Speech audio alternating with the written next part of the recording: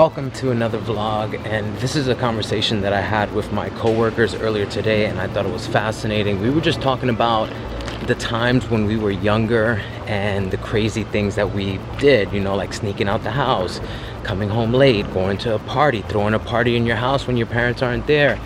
And that led me to remember all the times where I stopped myself from having probably what would have been a really great time because of the fear of, what are my parents gonna think, you know, or what are the teachers gonna do, or like I'm gonna get in trouble. And you realize, like, if you would have gotten in trouble during high school or college, like obviously as long as you're not hurting anybody or doing something that's illegal, what are they gonna do? They might just yell at you, or they might say I'm ashamed or I'm disappointed.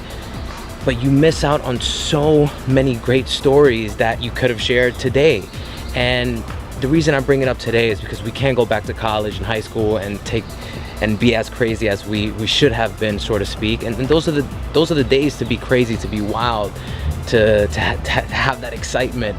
All I'm saying is, you don't want to come to the end of your life and say, man, I wish I would have taken more risk. I played it too safe. Because even today, I think to myself, I played high school too safe. I played college too safe. I could have done so much more and gotten away with it, so to speak. And even today, you can still do so much more. And that's my best bit of advice. It's just like, take those risks today that you know down the road, you'll be like, why was I such a chicken? Who was I afraid of? What was I afraid of? And you probably know it really well too. It's like, how many times have you had to have a tough conversation with somebody and you put it off for so long because you didn't want to feel that discomfort, or you were afraid with what they were going to respond with, or you didn't want to make them uncomfortable, whatever the case may have been. But 9 times out of 10, once you did it, you were like, oh, I was sweating over that. Like, that's how easy it was. That person totally understood it right off the bat.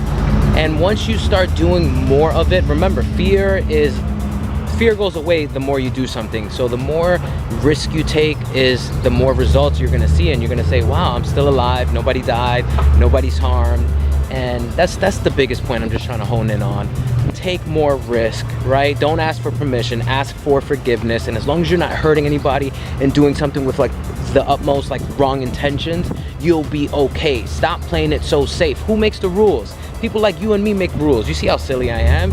And imagine if I became a lawyer, right? I'd be the one in Congress pushing laws that you have to follow today. Don't always go by the laws of man, because everything is socially constructed. There's no such thing as good or bad other than like what your morals are and what you believe in, right? Because in some places prostitution is legal, and then in some places it's like the worst crime in the world. So understand that, take more risks today, and yeah, like, turn this video off. You don't even have to finish watching the video. Turn the video off and do that thing that you were postponing because you were afraid. All right, so as you know, every day we are bringing you 2 minutes with somebody new so you can get to know them. And this one is gonna be a really exciting one. Without further ado. Hey, how's it going, guys?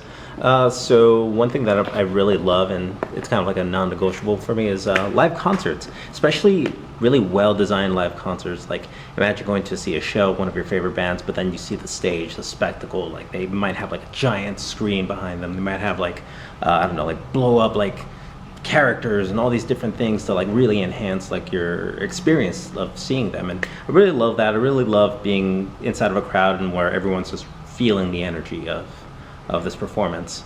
And yeah, that's one of my most favorite things in the world. And when did you figure that out, that, hey man, I like being in crowds? Like, that's even an interesting point. Oh, like, I think when I was young, I think it also comes from like the love of performing. Like, I was always a performer. Like, I did choir, I was in bands, I did a lot of stuff like that was playing in front of people. So I think that's what I love about like feeding off people's energy. And for those that are like, well, I don't see the importance of that. It's a lot of effort to go into a concert and buy tickets. Like, what would you tell that individual?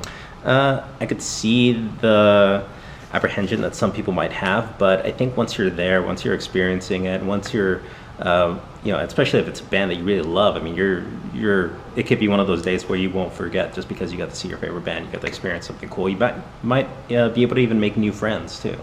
Wow, I love that. And can you share like probably your favorite concert experience? Oh man, one of my favorite ones, I think it was It was this metal show called the Big Four. It was Metallica, Megadeth, Slayer, and Anthrax. A lot of heavy bands. But when I got there, I lost my friends. My phone was dead. They ran into a crowd. Didn't see them the rest of the concert. But I was able to meet with a group of new guys, new individuals, a lot of different people there, and we all just became friends. And it was all because we all had the same camaraderie toward the bands that we just became friends instantly. Wow. I love that. And I'm actually one of those people that when it comes to like bands and concerts, I probably won't go because I'm just like, it's a lot of work, it's a lot of effort. I don't really see the point in doing so. But like you said, it's something that you have to experience there, and being amongst all those people and the energy. And now, since you said that, it reminds me of like when you go to a baseball game or a basketball game. It's like, oh my gosh, when you hear people cheering, it's like, wow. Yeah, you get in the zone. You have this weird like energy with everybody. Everyone's cheering for the same thing, you know. Exactly. It's fun, you know. And it's fun to cheer for the same thing. There you go. That was our 2 minutes, and that was a great one. And go see a live concert. sweet.